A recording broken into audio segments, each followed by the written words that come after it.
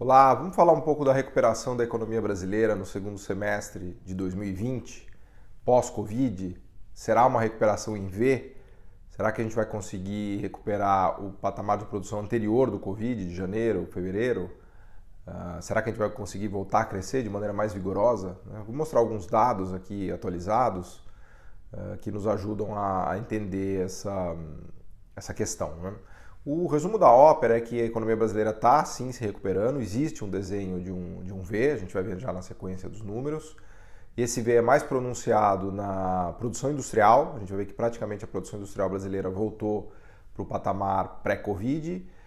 Nos serviços, no setor de serviços há um V, mas ele é mais fraco, né? Ele não conseguiu chegar ainda naquele patamar anterior, até porque o isolamento social ele bate direto nos serviços, né? Toda atividade econômica que depende do contato direto entre pessoas, né? Restaurante, academia, bar, manicure, pedicure, cabeleireiro, hotéis, né? O turismo. Então esses setores estão realmente muito machucados, né? Os setores de serviços que são mais digitais e remotos, por exemplo, educação, por exemplo, medicina, telemedicina, algo que tem crescido bastante, esses sim se recuperam. Então a gente vai ver esses dados em detalhes, mas a moral da história aqui, já antecipando o que os dados mostram, é que há uma recuperação no Brasil, ela é em V, e ela parece indicar que a gente vai chegar no patamar anterior, de janeiro, fevereiro de 2020, ou seja, nível pré-Covid, antes do apocalipse, do cataclisma, né, do Covid e do mergulho da atividade econômica, mas a questão que fica em aberto é se a gente vai conseguir retomar o patamar anterior. Lembra que o Brasil opera ainda a praticamente 6, 7% abaixo do nível de produção de 2014. Então, praticamente 6 anos depois da queda do governo Dilma, a gente conseguiu sequer retomar o nível de produção de 2013, 2014, tanto de produção industrial quanto de PIB. Os dados que eu vou mostrar aqui nos ajudam a entender isso. Então, o primeiro dado que eu quero mostrar é o IBCBR, que é o indicador de atividade econômica do Banco Central, e ele nos dá uma visão resumida da atividade usando indicadores que o próprio Banco Central usa para construir o que seria uma proxy do PIB, né? Algo parecido com o PIB. Principalmente consumo de energia elétrica, fluxo de veículos em rodovias pedagiadas, consumo de papelão, produção e consumo de papelão ondulado e por aí vai. Então o que esse gráfico mostra para a gente é que até agosto há um V, dá para ver claramente aqui o desenho do V. Antes a gente via o PIB brasileiro meio estagnado desde o início de 2019, praticamente no 0 a 0, o ano inteiro de 2019, praticamente não houve crescimento. Vinha dando alguma aceleraçãozinha ali em janeiro e fevereiro, daí ele mergulha para uma queda brutal até março, abril, maio, junho começa a se recuperar, em agosto se recupera, mas ainda 5% abaixo do nível de produção pré-Covid. Isso aqui indica que talvez o nosso PIB chegue próximo de uma queda de 5% no ano de 2020. O segundo indicador que eu quero mostrar para vocês é de produção industrial. E a produção industrial ele é da maior relevância, até porque os bens que têm maior intensidade tecnológica de uma economia estão lá no setor industrial. Então a indústria brasileira vem sofrendo já há muito tempo, e esse gráfico aqui que eu mostro para vocês, ele dá um panorama bem longo do que tem acontecido com a indústria no Brasil desde 2002. A gente teve um boom de produção industrial, de crescimento da produção industrial, que vai até quase 2008. Depois há um mergulho da produção industrial brasileira por conta da crise de 2008, do estouro da bolha imobiliária americana. Uma recuperação rápida num V bem agressivo, né? Até 2010, 11, a produção industrial brasileira volta ao patamar anterior, até sobe um pouquinho em 11, 12, o Brasil atinge o pico de produção industrial, acima até do que se via em 2008. Depois a indústria entra numa estagnação que dura até 2014 e 15. Em 2015 a indústria implode com a grande crise do governo Dilma, impeachment, alta da inflação, choque de juros do Banco Central, ajuste fiscal do ministro Levi, e tudo isso leva a uma implosão da economia, com o PIB retrocedendo para praticamente o patamar, vocês veem nesse gráfico aqui, desculpa, a produção industrial retrocedendo para praticamente o patamar da crise de 2008. Ela ficou ali por um pouquinho até 2017 e 2018, volta a acelerar, mas ainda aquém do nível de produção de 2012 e 2013. Um mergulho rápido num V, né? Aliás, esse gráfico é bonito porque ele tem 3 vezes, né?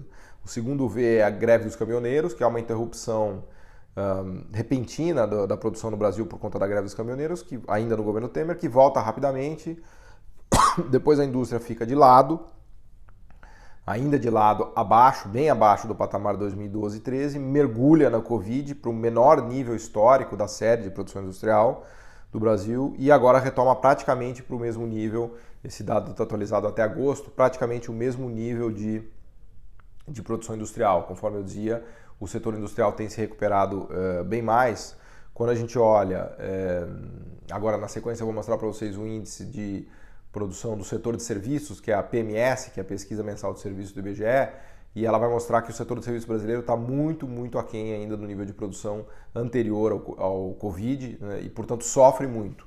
E a gente sabe que o setor de serviços ele é o que está sendo mais impactado pelo distanciamento social, obviamente porque os serviços de interação direta entre pessoas são aqueles que têm maior potencial de transmissão do vírus, né? Então, esses setores que eu mencionava, como restaurante, turismo em geral, serviços pessoais, serviços de transporte, todos esses estão sofrendo um baque enorme. Então, eu coloco o gráfico aqui para vocês verem, da PMS, da Pesquisa Mensal de Serviços, e ela mostra para a gente um mergulho enorme no estouro do Covid ali em fevereiro e março, e alguma recuperação até a metade do ano. Esse gráfico aqui está atualizado até julho, mostra que a gente está aquém ainda bastante aquém ainda do patamar pré-Covid, lembrando que o setor de serviços já chegou a bater o nível 100, ali são todos números índices para a gente fazer comparações de variação. Então, de 2011 até 2014, houve uma alta de mais de 10% no setor de serviços do Brasil. Isso aqui já tira efeito sazonal, ou seja, não importa se é Natal, se não é Natal, tudo isso já está considerado, e também são medidas em termos reais, o volume de serviços e não em termos nominais. E o que o gráfico mostra é que há uma recuperação, mas ainda muito, muito aquém do que seria o patamar pré-Covid. O próximo gráfico que eu quero mostrar para vocês é de licenciamento de veículos. Esse é um setor que se recuperou também de maneira incrível, né? Quando a gente olha os dados atualizados, uma aceleração muito forte de licenciamento de veículos, que é uma indicação, obviamente, de vendas, de produção e vendas. Quando a gente vê aqui o gráfico, dá para perceber que a gente já está próximo ali dos 300 mil veículos licenciados por mês, né? O mês de setembro indica um número de licenciamento bastante elevado, que é de 300 mil. De novo, longe ainda dos veículos licenciados em 2013 e 2014, que eram 500 mil veículos, mas há um V importante mostrando que praticamente o nível de licenciamento de veículos já recuperou o patamar de dezembro de 2019, próximo de janeiro de 2020. Então, inclusive olhando a série histórica, a gente vê que o licenciamento de veículos começa nos anos 2003 com 200 mil, vai a 500 mil, ele mais do que dobra, e implode para 200 mil na grande crise da Dilma, tem uma leve recuperada para a casa dos 300 mil, implode de novo no Covid e agora se recupera indo para casa de novo dos 300 mil. O outro gráfico muito importante que a gente precisa olhar é o desemprego. O desemprego continua alto e subindo no Brasil. As empresas demitiram muito, estão demorando para recontratar as pessoas, de novo, especialmente no setor de serviços. Muita gente parou de procurar emprego, isso acaba aliviando um pouco a estatística, porque quando as pessoas não procuram emprego, elas, por incrível que pareça, elas não são consideradas desempregadas. Então, quando as pessoas voltam para o mercado de trabalho para procurar emprego e não encontram, o índice de desemprego se eleva ainda mais. Então, eu mostro aqui na sequência para vocês o gráfico do desemprego no Brasil e a gente vê que há uma aceleração importante.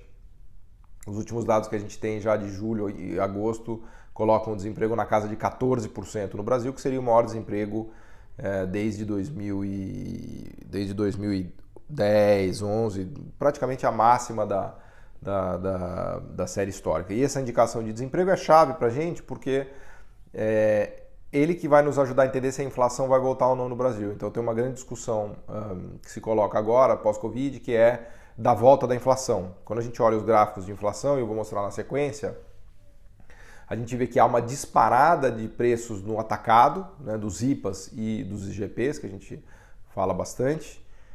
Esse gráfico aqui dá para perceber que o IPA, que é o índice de preço no atacado, explodiu, foi quase a 19%, acumulado até agosto de 2020. Isso tem principalmente a ver com a alta de preço de commodities no mercado mundial, minério de ferro, soja, carne, milho, trigo, a arroba do boi está quase em R$ 270 em máxima histórica, a soja também, preços altíssimos. O minério de ferro se recuperou muito por conta da recuperação da China e está hoje na casa de $120. Para vocês terem uma ideia, na crise da Dilma, o minério de ferro chegou a $30, né? Foi uma implosão do minério de ferro. Então essa alta em dólares, e a gente volta a falar disso depois, essa alta em dólares do preço das commodities causa inflação nos preços de atacado e no IGP, que o IGP é um índice de inflação que a GV calcula, que é um composto de preço de atacado, de preço do consumidor e preço da construção civil, que é o INCC da construção civil, o IPC do consumo e o IPA, que é o preço de atacado que a gente vê nesse gráfico aqui. O INCC também está subindo, menos, o INCC é aquela linha azul ali mais perto dos 5%, que é o Índice Nacional de Custo da Construção Civil, e aí está incluído salário de pedreiro, cimento, vidro, vergalhão de ferro, aço, cabeamento de cobre, tudo que é necessário para construir prédios, galpões, armazéns e assim por diante. Então, há também uma pressão, isso tem a ver com a retomada da construção civil no Brasil, o juro muito baixo no Brasil tem provocado um boom no setor imobiliário, tanto de construção quanto de compra de imóveis. Com essa taxa de juros em mínimas, né, na mínima histórica, Selic de 2%, muita gente está tirando dinheiro de títulos públicos e comprando imóveis. O retorno dos imóveis que tem ainda um aluguel minimamente bom acaba pagando mais do que o juro, né, do que a aplicação sem risco na Selic. Então isso tem provocado uma demanda muito forte por imóveis e puxado também o setor de construção civil. Então a gente vê nesse gráfico uma alta importante do INCC, e o IGPM, que é um composto desses três índices, do IPC, do IGP e do INCC. Reparem que o IPC, que é o índice de preço do consumidor, ele está lá embaixo, ele não chega a 3%, ele está na casa dos 2,5%. O IPC é a medida oficial de inflação. Esse aqui é o o IPC da FGV, mas o Banco Central usa o IPCA, que o IBGE calcula, que é inclusive o índice de preços que baliza o sistema de meta de inflação. Ocorre que os preços ao consumidor estão subindo bem menos do que os preços na construção civil e do que os preços de atacado, né? Porque as pessoas estão sem renda, porque o desemprego é muito elevado. Então, os atacadistas não conseguem repassar para o consumidor final as altas que eles enfrentam. Por isso que não há uma tradução imediata entre o IPA e o IPC. Muita gente tem dito que a inflação voltará com força no Brasil ou que os preços estão mascarados. Não é isso. A questão é que com desemprego muito elevado e com renda baixa, as pessoas não têm poder de compra. Então, se a carne sobe muito no atacado, o atacadista ele tem pouco poder de aumentar o preço final de venda para o consumidor da carne, porque o consumidor não compra, né? Então, o consumidor ele vai trocando, ele vai substituindo o que ficou caro pelo que ficou barato. Por isso que a gente tem que olhar sempre todos esses índices de preços, e eu volto a falar disso mais para frente. A gente tem que olhar o IPC, o INCC, o IPA, né, que são medidas distintas de vários indicadores de inflação, né? No final do dia, a inflação vai subir no Brasil. Quanto vai ser a inflação em 2021? Uma grande pergunta, né? Inclusive para fazer bons investimentos.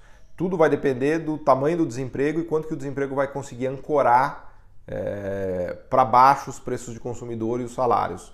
Porque não adianta nada os preços de atacado subirem e INCC subir se os salários não subirem. Se os salários não subirem, a inflação não ganha tração na economia, a inflação fica contida.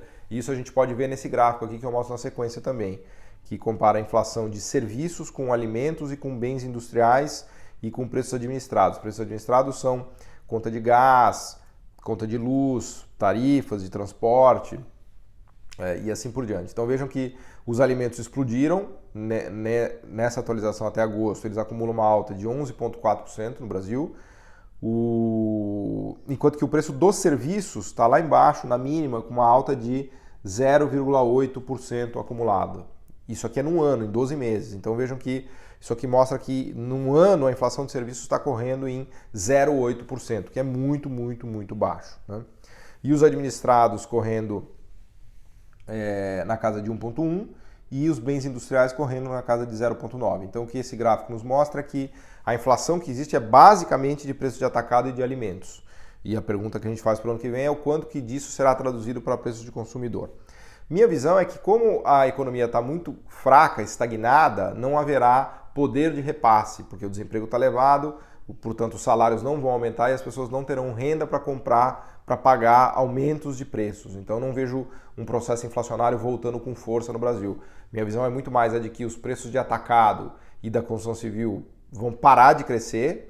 E um detalhe metodológico aqui, quando eles param de crescer, esses indicadores de inflação eles vão a zero, né? Porque lembrem que quando há uma subida de nível, o indicador de inflação sobe e o preço fica naquele nível. Se o preço para de subir, a inflação zera. Inflação é quando há uma alta persistente. Então, pensa no arroz, o preço do arroz explodiu, aí teve a inflação do arroz. Para que a inflação do arroz permaneça, o preço do arroz tem que continuar subindo indefinidamente, para 10, 20, 30, 50, 100 reais o saco. Na minha visão é que o preço do arroz vai cair, até porque a alta de preço do arroz vai já estar colocando muita gente para produzir arroz, né? Então eu vejo muito mais quando a gente olha para esse gráfico aqui, eu vejo muito mais uma tendência de queda dos preços de atacado do que de forte alta dos preços de consumidor, os IPCs, né? Uma outra medida que o Banco Central gosta de olhar, que eu coloco aqui para vocês na sequência, é a chamada medida de núcleos de inflação, que tira os preços que mais oscilam para cima e para baixo, especialmente energia e alimentos. Isso é usado no mundo inteiro, o Brasil também usa, o Banco Central faz essas análises. Quando a gente olha os núcleos de inflação, e tem várias maneiras de calcular o núcleo, aqui tem 3 metodologias que o Banco Central usa: dupla ponderação, médias aparadas e por exclusão. É basicamente, se entrar no detalhe aqui para não ficar muito longo, tem lá no site do Banco Central para quem quiser olhar o detalhe da metodologia, mas grosso modo a ideia é tirar quem mais oscila, tanto para cima quanto para baixo, né? E na medida de núcleo, vocês veem que a inflação está bastante contida e controlada também até agosto, né? Um outro gráfico que eu queria mostrar para vocês é a taxa de câmbio, também atualizando essa discussão de câmbio. Um dos grandes vilões da inflação esse ano é o câmbio, que passou dos 5,60, e isso tem um efeito enorme em preços em reais dos chamados bens tradables ou transacionáveis, né? De novo, soja, milho, trigo, café, minério de ferro, minério de cobre e todos os bens industrializados, eletrodomésticos, carros, aço e assim por diante. Lembrem que esses preços são cotados no mercado internacional em dólar, e quando o câmbio se desvaloriza, quando a taxa de câmbio se desvaloriza, o preço em reais desses bens fica muito maior. Isso ajuda a explicar também a alta de preços do atacado e do IGP que eu explicava há pouco. Houve tanto uma desvalorização da moeda brasileira, que torna esses produtos mais caros em reais, quanto uma alta desses produtos em dólares. Então há uma dupla combinação de vamos dizer assim, de causas de alta de preço nos bens e serviços, especialmente bens do atacado, que é a desvalorização cambial e a alta de preço em dólar no mercado internacional. Então esse é o resumo da ópera do pós-Covid no Brasil, pós-Covid de curto prazo, final do ano de 2020. Há uma recuperação em V, a recuperação em V é mais pronunciada no setor industrial, menos pronunciada no setor de serviços. A queda do PIB deve ficar em torno de 5% esse ano, que é uma queda importante, só não foi pior porque o governo usou várias medidas de estímulo, né? Até mesmo sendo um governo anti-keynesiano, por assim dizer. Costumo brincar que é um governo que é meio que açougueiro que tem nojo de carne, né? Mas ele fez o auxílio de emergência, que injeta 50 bilhões de reais por mês na economia, que teve um impulso de demanda, além, obviamente, de salvar milhares de vidas, mas que ajudou muito a segurar a economia. Ele usou o BNDES para emprestar dinheiro para as empresas, Banco do Brasil, Caixa. Então, o programa também do auxílio de pagamento de salário para as empresas que não demitiram pessoas. Então, tudo isso realmente funcionou como um amortecedor e contribuiu para essa volta em V da economia brasileira. Ao mesmo tempo, houve uma alta importante dos preços lá fora em dólar, que eu já mencionei, uma desvalorização da moeda brasileira que colocou pressão nos preços de atacado, no INCC da construção civil, também aliada ao boom do setor imobiliário, mas tudo isso não se traduziu ainda em inflação de IPC ou inflação para os consumidores, e é uma questão que fica para 2021. Minha impressão é que todas essas altas de preço devem arrefecer para a gente ter um IPC no ano que vem na casa de 3,5%. Né? E por fim, concluir que a grande questão que continua em aberto é se o Brasil vai conseguir retomar pelo menos o patamar de produção de 2013 e 2014, porque não adianta a gente falar que a recuperação é em V, sendo que o final desse V é um nível ainda muito abaixo do que se fazia em 2013 e 2014. Então o Brasil está muito devedor de crescimento ainda inclusive em relação ao que se fez. Lembrem que a nossa população continua crescendo pelo menos 1% ao ano, então, passados 10 anos, se a gente não crescer pelo menos 1% ao ano, a nossa renda per capita despenca 10%. Né? Na verdade, como o PIB caiu 7%, a gente está com uma queda brutal de renda per capita quando a gente olhar agora no final de 2020. Então o Brasil precisa ainda crescer muito, muito para entregar vamos dizer assim, o que as pessoas precisam em termos de emprego, de renda, de salário e assim por diante. Tá? Então esse é um resuminho rápido, né, da recuperação brasileira na segunda metade de 2020 e uma visão do que é esse V da recuperação econômica brasileira. Obrigado.